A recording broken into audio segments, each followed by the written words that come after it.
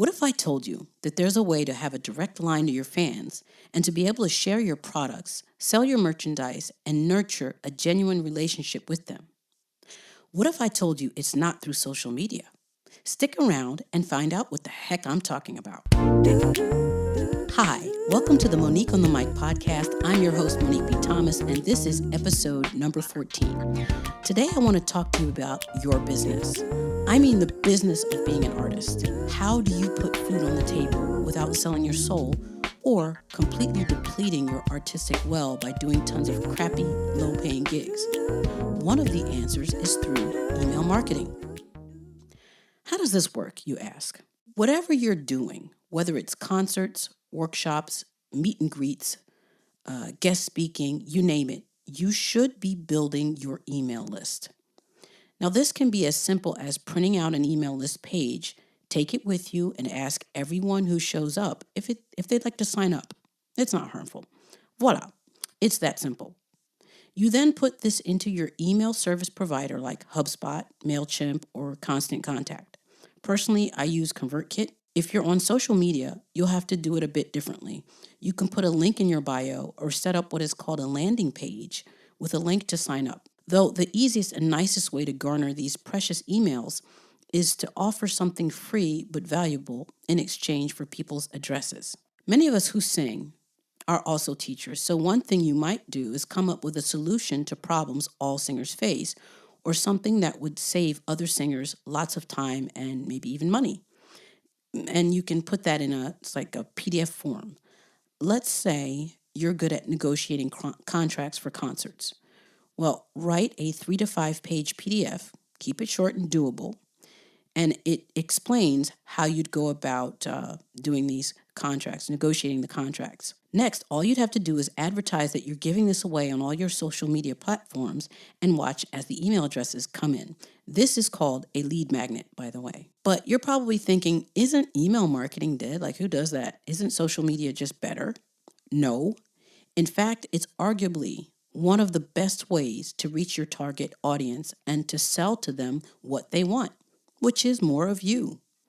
On average, the ROI, or return on investment, from email marketing is $36 to $42 for every dollar you spend. You're not going to see these kinds of numbers with Facebook ads unless you're already rich and you have a genius Facebook ads marketing team behind you. Plus, when you get people's email, you're no longer dealing with fickle algorithms. Remember when Facebook changed their algorithm and your fans stopped seeing your posts? I remember because I had that limit of 5,000 on my original page, and now I'm lucky if I get even 3 people that see my posts. You're not going to have that kind of problem with email. Unless they unsubscribe, you can always reach them. The whole idea is to get all of these followers from all your platforms off of social media and onto your mailing list. Now, I know you're thinking people will probably get annoyed and just unsubscribe. Well, that depends. The short answer is yes, some people will unsubscribe. And in fact, I've had people unsubscribe as soon as they got the darn lead magnet. And that's okay. And here's why. You are building a list of people who truly like you, or as author Pat Flynn calls them, they're super fans. Super fans are the people who love you and want to know everything you do. They want to know about it. So if custom toilet paper came out with your name and perfume on it, your super fans would go out and buy it. They'd probably hoard it. This is a powerful thing. Remember, you're not being shady by selling things you don't believe in or you don't stand behind. You're literally selling you. And there's nothing wrong with that. Also, people love the behind the curtains peek into an artist's life. People who are not artists have no clue what life on the road looks like, or the creative process, what that looks like. Think of it this way. Someone giving you their email is like them giving you their real phone number. They're actually expecting you to contact them. Now, how do I make this work for me? You're probably asking, because this is probably not even on your radar, and it should be. Basically, you need to nurture your list, and by nurture, I do mean feed them. Give them what they want, or rather what you promised to give them at the time of sign up. Obviously, if you promised them a lead magnet, you want to make that downloadable immediately because people just aren't patient anymore. So it has to be immediate. But then you'll need to tell them a few things about what to expect from you. So you'll need to tell them how frequently you intend to write to them, including the day of the week. And you'll need to tell them what you're going to write about. So that could be artist news, resources, special events, invitations, and promotions, etc. Next, you need to make sure you honor your agreement. If you say you're going to write to them once per week, then you've got to stick to that schedule because it becomes like a special rendezvous with you. Now, I do once a week because I got a lot to say, and I've dedicated myself to this for over a year, and I've never missed an episode. But if once a week sounds too often for you, then it could be every 2 weeks. Personally, I think that once a month is not enough because we have so many distractions. So it's kind of like out of sight, out of mind. If people don't hear from you, they will forget about you and they won't even think about you until you write to them again. They're like, oh yeah, I forgot that I had forgotten her. So you don't want to do that. You want to write probably once a week to, twice a month. Some people write more frequently. I personally don't enjoy more emails than that when I read them because it's just like, look, I do have a life. So you have to find out what works for you, but I wouldn't go too spread out. Now, your newsletter doesn't have to be long and it doesn't have to be intricate. One thing you can do is just check out different people's newsletters to see how they're doing it. The newsletter can include memes, and you can even embed videos that you've made, things that tie back to your social media. But it's always nice to have exclusive content that they won't see other places, but because that gives them a reason to sign up for your email. But what it absolutely has to have is your unique personality. It has to be infused with who you are because remember, people are signing up for you. So if you do the bait and switch where you are one way on stage or when they meet you for the first time and then you write in a different way, well, that's a sure way to get people to unsubscribe. Personally, I write the way I speak, that's just the way I do it. And so people know who they're dealing with. They're dealing with the crazy person that they met wherever they met me. Now, one thing you're probably thinking is, well, don't I need a huge email list to make any money? No. What you need is for people on your list to open your emails and actually engage with them. Now, your email provider has ways to measure this. One is called your open rate, and the other is called your click rate. Open rate is how many people actually opened your email. Now, while this doesn't guarantee that they actually read it, it does let you know that they're aware of your email because they clicked on it. If you put links in your emails, I almost always do because I like to be known as a place of resources for my readers, then you'll know if people are engaging with your emails by the click rate. And so people are always clicking on my emails. So again, I know that that's another way to help me know that they've actually read it because they've clicked on the links. Now, to give you an example, my email list is rather small at the moment because I'm in the process of redoing my entire business and I'm in the process of implementing some new strategies. But despite that, I never miss a weekly email. And my open rates average between 44 to about 48%, which is very high. I think what they start to consider as good is 20%. So I'm almost at 50% of my readers open my emails and most likely engage with them. This means I know that almost half of the list is, doing something. That means they value what I send them, and I honor that trust by not spamming and by only sending genuinely valuable emails. I occasionally send extra emails when I have time-sensitive offers that I don't want them to miss. Please note that often people need to see things 3 times or more in order to react. So you have to get comfortable with sometimes sending a few extra. But if I have a product or service that I think will benefit my readers, I will send those extra few emails during the week The key is making sure that most of your emails are not about sales, but about giving your readers real value and then sometimes selling something which you feel they would like. That is how I do it, and I rarely see unsubscribes from those sales emails. So when I launched my Riffs and Runs program over a year ago, I actually made about 3,000 euros in 1 month. To be honest with you, I think I made it in a few days from my email list alone. I did absolutely no paid ads. I didn't spend one single penny on any paid ads. My list at the time was roughly 650 people. That is tiny, but it's a powerful list because people engaged. Now think about that for a second. Just under 325 people probably opened my email, and a percentage of that bought my program. What if you sold a downloadable book for, let's say, 10 euros and 200 people bought it? That's instantly 2,000 euros. Or maybe you'd need to fill up a concert. By reaching out to your true fans, the ones who gave you permission to contact them, you can earn a decent living. And there's absolutely no shame to that. Now, here are a few more ways that you can make money from your email list.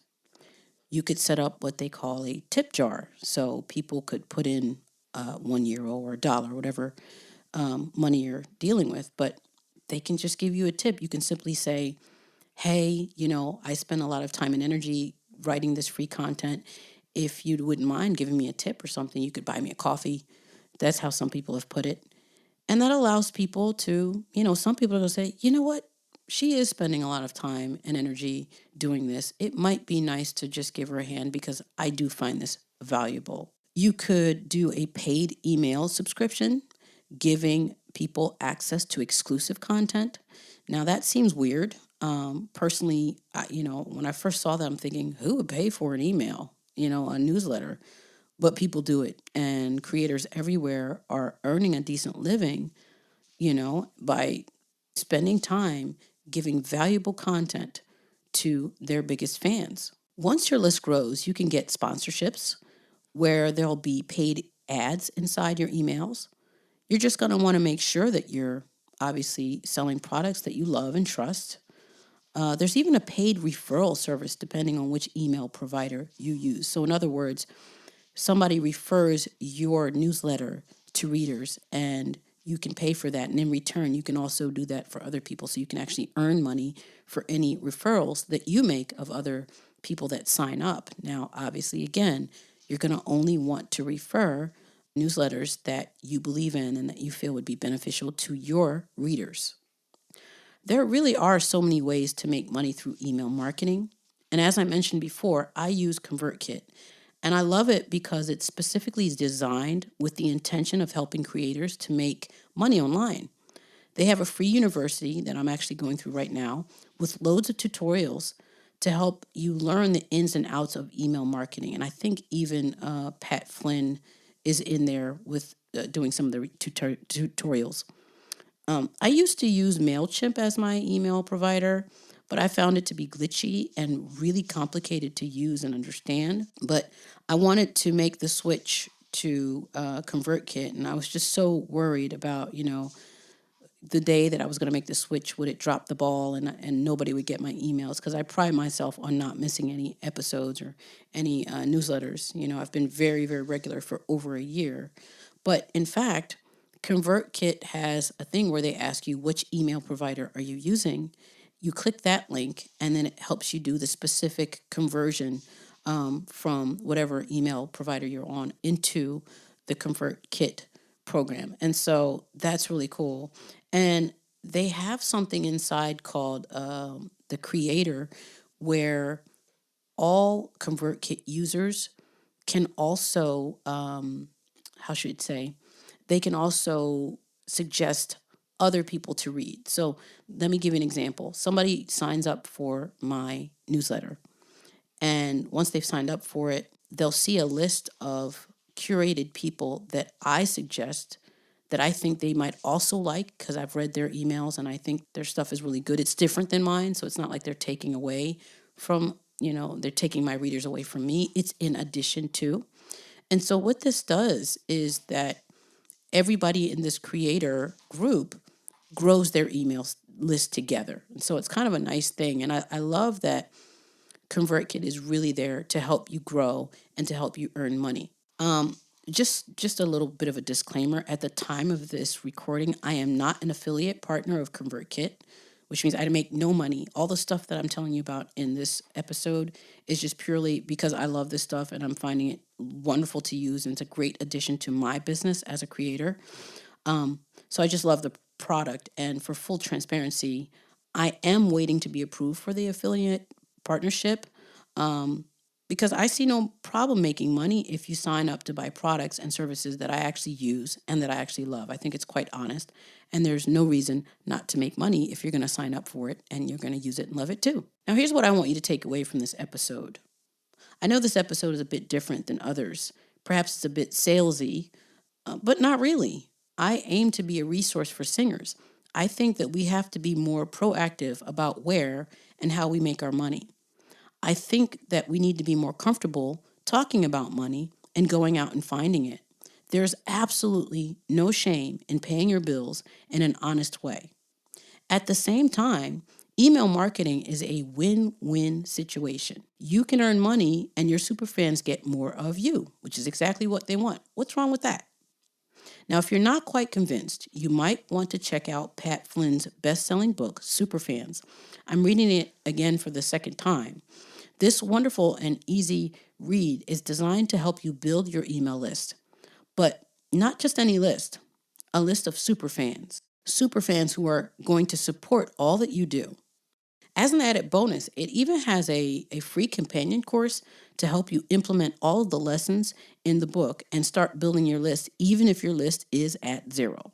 I'll put the link to the book in the show notes. Now, I really, really, really hope you enjoyed this episode on how to make money through email marketing. And in just a few weeks, I'll be bringing on a guest, Jess E. Allen, a singer-songwriter and crowdfunding coach, to help you find ways to raise money for your projects. Now, if you're listening to this podcast on the player on my website, you now have the option of listening to it on several other platforms by clicking the gray RSS subscribe button.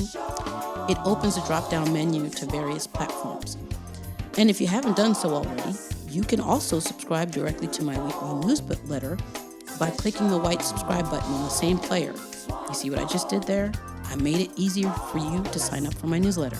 All right, well, thanks for listening, and go make some honest money by building your dang email list. Musically, Monique. Oh, one last thing I forgot. Sorry about the noise in the background. My cat was playing with one of her toys. I don't have a big fancy studio, so I do what I can, and this is the common area. Take care.